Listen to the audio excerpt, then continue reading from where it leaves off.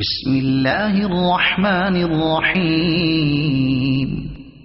الحمد لله الذي أنزل على عبده الكتاب ولم يجعل له عوجا قيما لينذر بأسا شديدا من لدنه ويبشر المؤمنين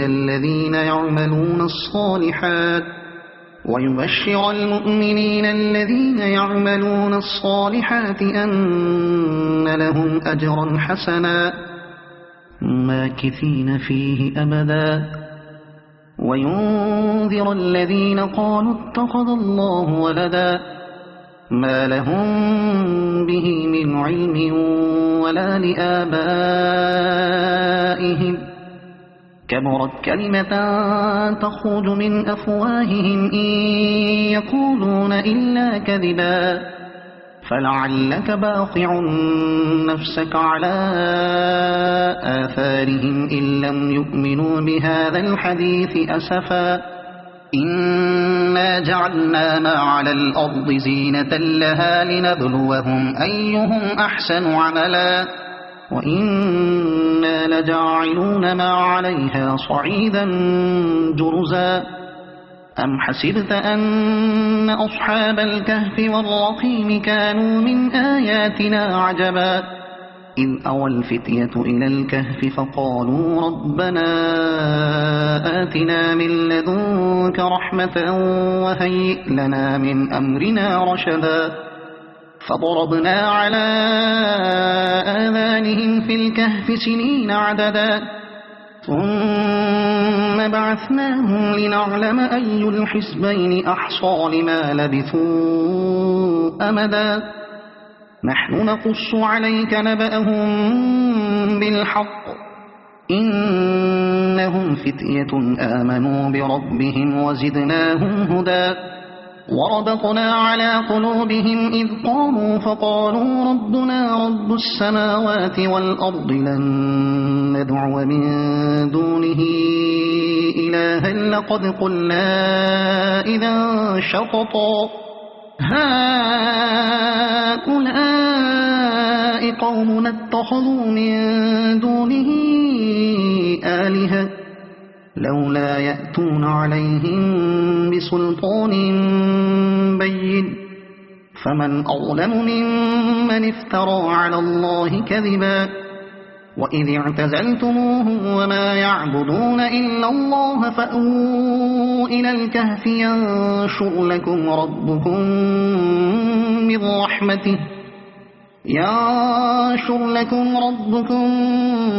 من رحمته ويهيئ لكم من أمركم مرفقا وترى الشمس إذا طلعت تزاور عن كهفهم ذات اليمين وإذا غربت تقرضهم ذات الشمال وهم في فجوة منه ذلك من آيات الله من يهد الله فهو المهتد ومن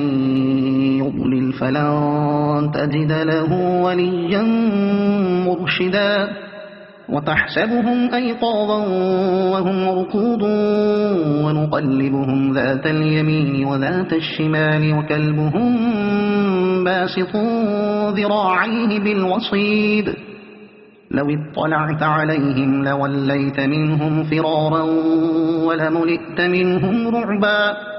وكذلك بعثناهم ليتساءلوا بينهم قال قائل منهم كم لبثتم قالوا لبثنا يوما أو بعض يوم قالوا ربكم أعلم بما لبثتم فابعثوا أحدكم بورقكم هذه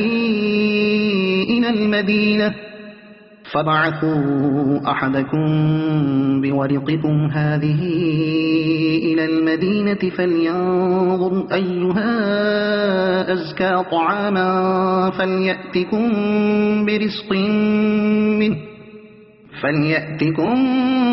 برزق منه وليتلطف ولا يشعرن بكم أحدا إن إنهم إن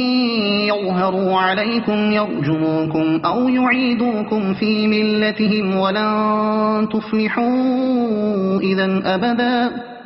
وكذلك أعثرنا عليهم ليعلموا أن وعد الله حق وأن الساعة لا ريب فيها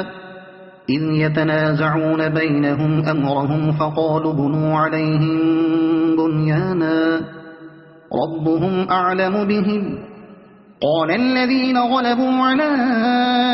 أمرهم لنتخذن عليهم مسجدا سيقولون 3 رابعهم كلبهم ويقولون 5 سادسهم كلبهم رجما بالغيب ويقولون 7 وثامنهم كلبهم قل ربي أعلم بعدتهم ما يعلمهم إلا قليل فلا تمار فيهم إلا مراء ظاهرا ولا تستفت فيهم منهم أحدا ولا تقولن لشيء إني فاعل ذلك غدا إلا أن يشاء الله واذكر ربك إذا نسيت وقل عسى أن يهديني ربي لأقرب من هذا رشدا ولبثوا في كهفهم 300 سنين وازدادوا 9 قل الله أعلم بما لبثوا له غيب السماوات والأرض أبصر به وأسمع ما لهم من دونه من ولي ولا يشرك في حكمه أحدا واتل ما أوحي إليك من كتاب ربك لا مبدل لكلماته ولن تجد من دونه ملتحدا واصبر نفسك مع الذين يدعون ربهم بالغداة والعشي يريدون وجهه ولا تعد عيناك عنهم تريد زينة الحياة الدنيا ولا تطع من أغفلنا قلبه عن ذكرنا واتبع هواه وكان أمره فرطا وقل الحق من ربكم فمن شاء فليؤمن ومن شاء فليكفر إنا أعتدنا للظالمين نارا أحاط بهم سرادقها وإن يستغيثوا يغاثوا بماء كالمهل يشوي الوجوه بئس الشراب وساءت مرتفقا إن الذين آمنوا وعملوا الصالحات إنا لا نضيع أجر من أحسن عملا أولئك لهم جنات عدن تجري من تحتهم الأنهار يحلون فيها من أساور من ذهب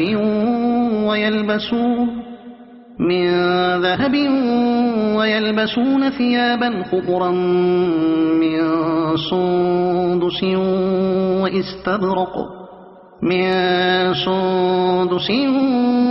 واستبرق متكئين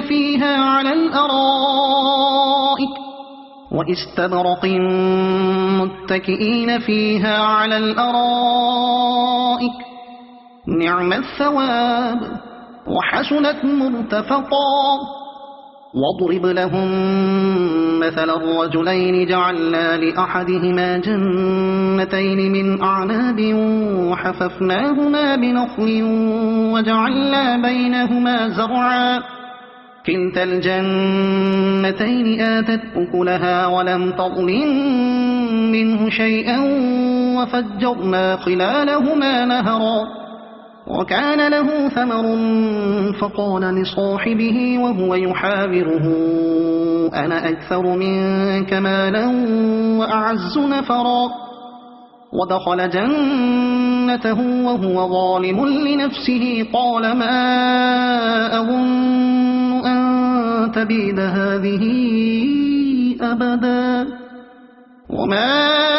أظن الساعة قائمة ولئن رددت إلى ربي لأجدن خيرا منها منقلبا قال له صاحبه وهو يحاوره أكفرت بالذي خلقك من تراب ثم من نطفة ثم سواك رجلا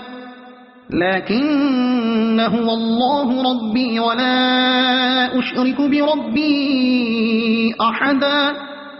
ولولا إذ دخلت جنتك قلت ما شاء الله لا قوة إلا بالله إن ترني أنا أقل منك مالا وولدا فعسى ربي أن يؤتيني خيرا من جنتك ويرسل عليها حسبانا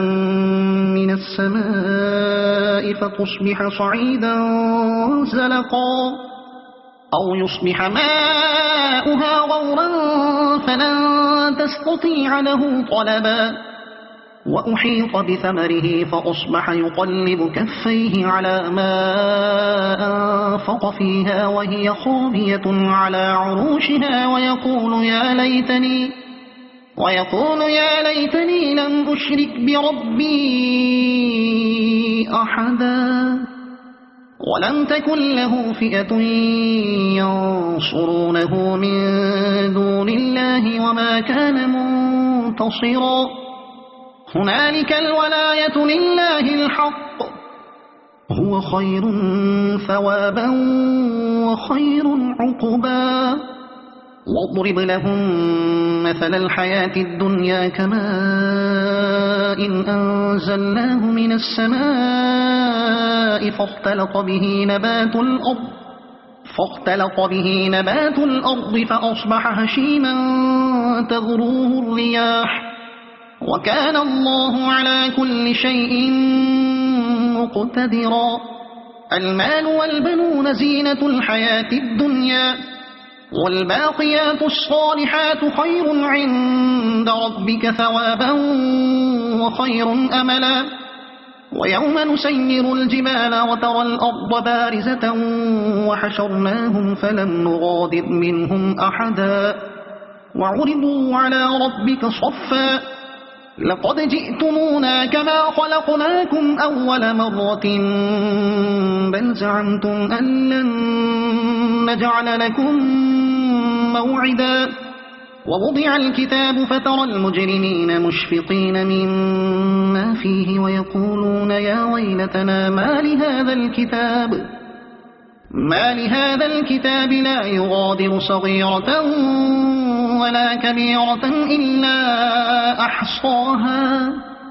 ووجدوا ما عملوا حاضرا ولا يظلم ربك أحدا وإذ قلنا للملائكة اسجدوا لآدم فسجدوا إلا إبليس كان من الجن ففسق عن أمر ربه أفتتخذونه وذريته أولياء من دوني وهم لكم عدو بئس للظالمين بدلا ما أشهدتهم خلق السماوات والأرض ولا خلق أنفسهم وما كنت متخذ المضلين عضدا ويوم يقول نادوا شركائي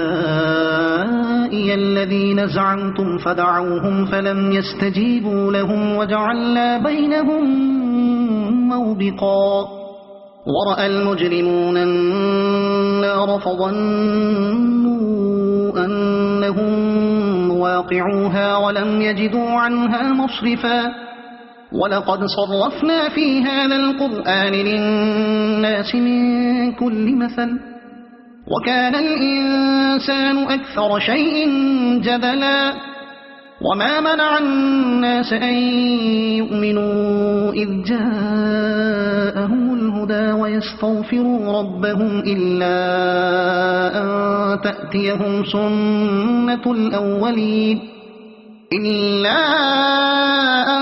تأتيهم سنة الأولين أو يأتيهم العذاب قبلا وما نرسل المرسلين إلا مبشرين ومنذرين ويجادل الذين كفروا بالباطل ليدحضوا به الحق واتخذوا آياتي وما أنذروا هزوا ومن أظلم ممن ذكر بآيات ربه فأعرض عنها ونسي ما قدمت يداه إنا جعلنا على قلوبهم أكنة أن يفقهوه وفي آذانهم وقرا وإن تدعهم إلى الهدى فلن يهتدوا إذن أبدا وربك الغفور ذو الرحمة لو يؤاخذهم بما كسبوا لعجل لهم العذاب بل لهم موعد لن يجدوا من دونه موئلا وتلك القرى أهلكناهم لما ظلموا وجعلنا لمهلكهم موعدا وإذ قال موسى لفتاه لا أبرح حتى أبلغ مجمع البحرين أو أمضي حقبا فلما بلغا مجمع بينهما نسيا حوتهما فاتخذ سبيله في البحر سربا فلما جاوزا قال لفتاه آتنا غداءنا لقد لقينا من سفرنا هذا نصبا قال أرأيت إذ أوينا إلى الصخرة فإني نسيت الحوت وما أنسانيه إلا الشيطان أن أذكره واتخذ سبيله في البحر عجبا قال ذلك ما كنا نبغي فارتدا على آثارهما قصصا فوجدا عبدا من عبادنا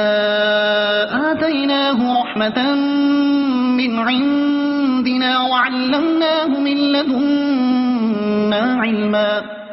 قال له موسى هل أتبعك على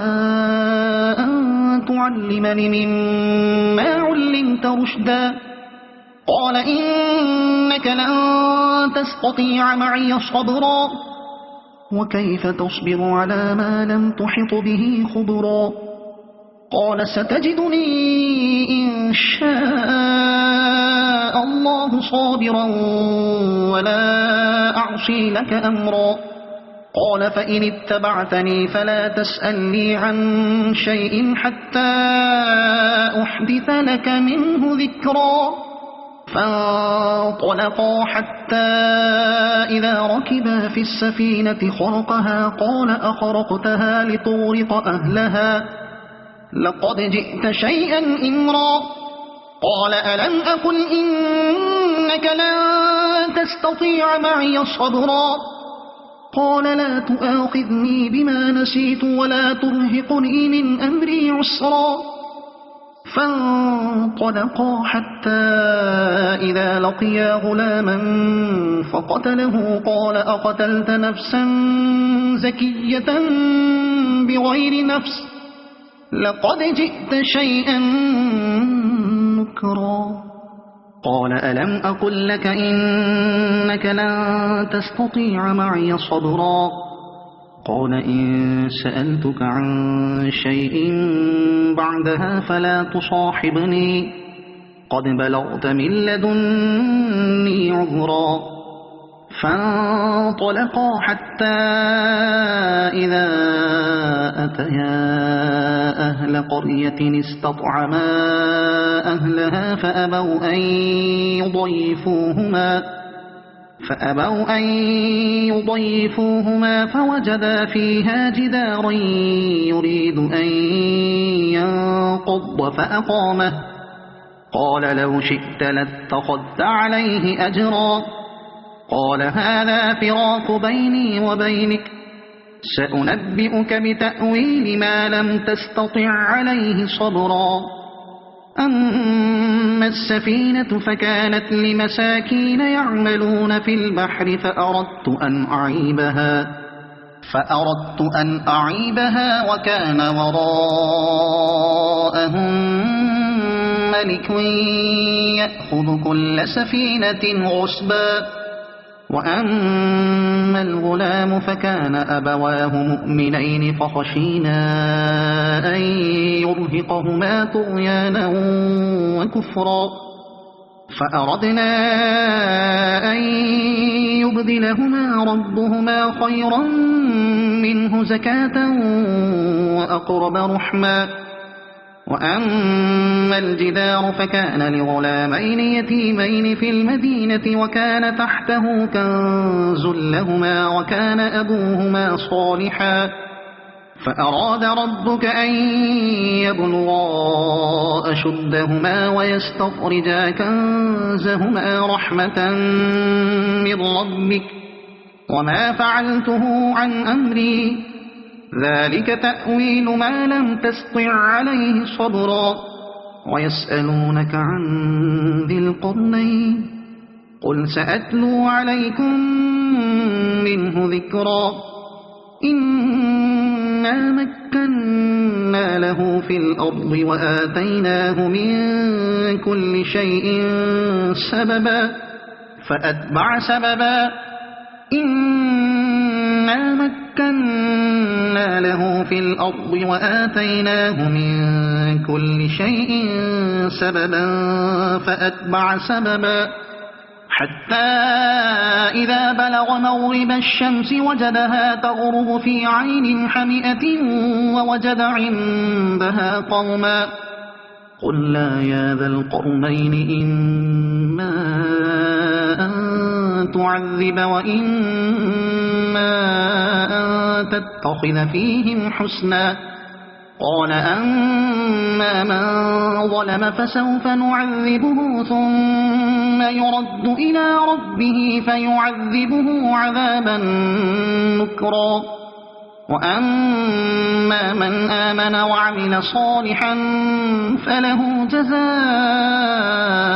الحسنى وسنقول له من أمرنا يسرا. ثم أتبع سببا حتى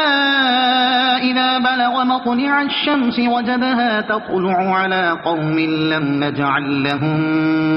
من دونها سترا كذلك وقد أحطنا بما لديه خبرا. ثم أتبع سببا حتى إذا بلغ بين السدين وجد من دونهما قوما لا يكادون يفقهون قولا. قالوا يا ذا القرنين إن يأجوج ومأجوج مفسدون في الأرض فهل نجعل لك خرجا على أن تجعل بيننا وبينهم سدا.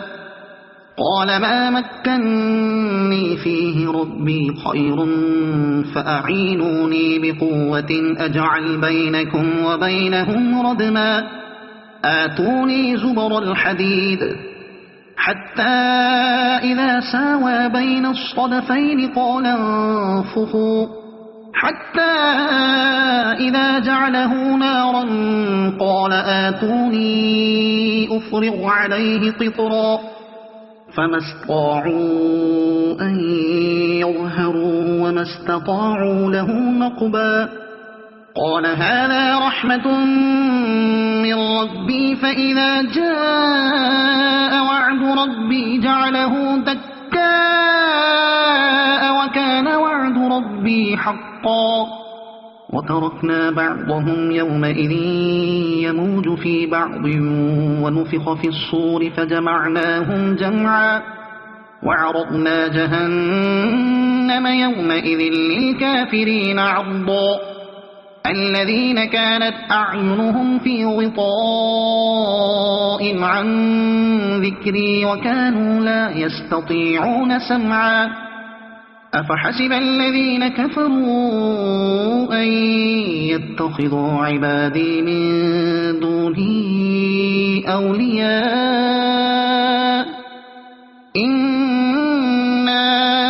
أعتدنا جهنم للكافرين نزلا قل هل ننبئكم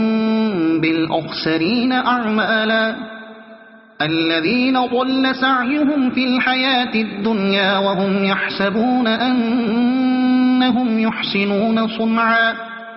أولئك الذين كفروا بآيات ربهم ولقائه فحبطت أعمالهم فلا نقيم لهم يوم القيامة وزنا ذلك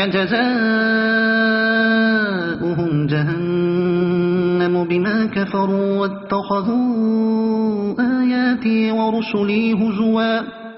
إن الذين آمنوا وعملوا الصالحات كانت لهم جنات الفردوس نزلا خالدين فيها لا يبغون عنها حولا قل لو كان البحر مدادا لكلمات ربي لنفد البحر قبل أن تنفد كلمات ربي ولو جئنا بمثله مددا قل إنما أنا بشر مثلكم يوحى إلي أنما إلهكم إله واحد فمن كان يرجو لقاء ربه فليعمل عملا صالحا ولا يشرك بعبادة ربه أحدا صدق الله العظيم.